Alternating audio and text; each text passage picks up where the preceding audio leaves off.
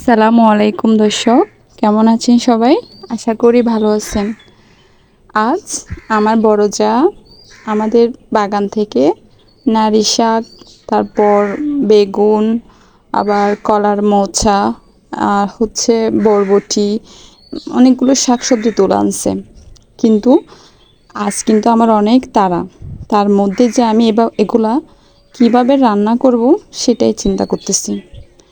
আজ আমার ছেলেকে আমি একটু ডাক্তার কাছে নিয়ে যাব, তাই তাড়াহুড়া করতেছি। তার মধ্যে নিয়ে আসছে কতগুলো সবজি।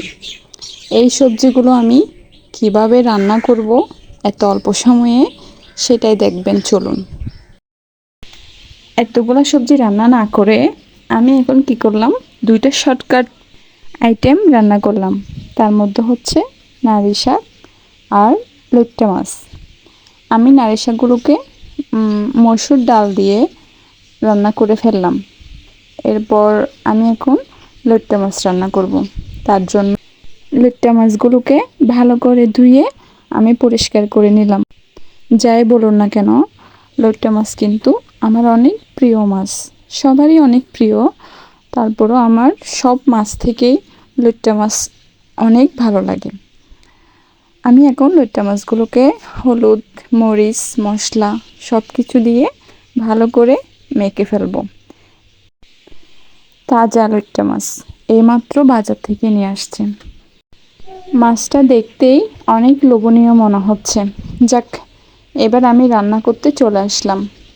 কড়াইতে অল্প পরিমাণ তেল দিয়ে কুচি কুচি করে রাখা পেঁয়াজ ঢেলে দেব।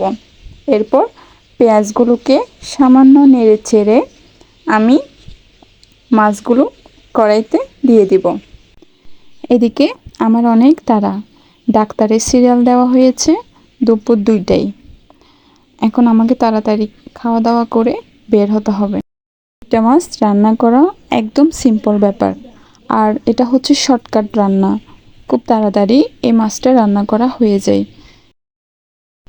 যেহেতু আমি একটু বাইরে যাব, তাই শর্টকাট রান্নাগুলোই করার চেষ্টা করতেছি।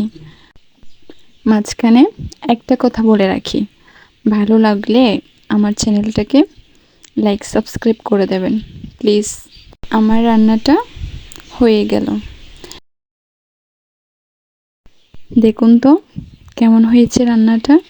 অনেক লোভনীয় মনে হচ্ছে, তাই না? বাচ্চা দুটাকে ওর আব্বু রেডি করে দিচ্ছে। আমাদের গাড়ি এখন চলে আসছে, এখন আমরা সবাই বের হব। গাড়িতে ওঠা মাত্রই যেভাবে বৃষ্টি শুরু হয়েছে বলার মতো না। বৃষ্টির মধ্যে বাচ্চা নিয়ে বের হওয়া ভীষণ কষ্টের। আমার ছোট বাচ্চাটা ওর দাদুমণির কোলে, আর বড়টাকে আমি কোলে নিলাম। অবশেষে আমরা হাসপাতালে পৌঁছাতে পৌঁছাতে একটু লেট হয়ে গেল। যাক, আলহামদুলিল্লাহ আমরা পৌঁছে গেলাম এবং অপেক্ষা করতে লাগলাম ডাক্তারের জন্য। আজকের ব্লগটাই এ পর্যন্ত, দেখা হবে পরের ভিডিওতে। সে পর্যন্ত আপনারা সবাই ভালো থাকবেন। আসসালামু আলাইকুম।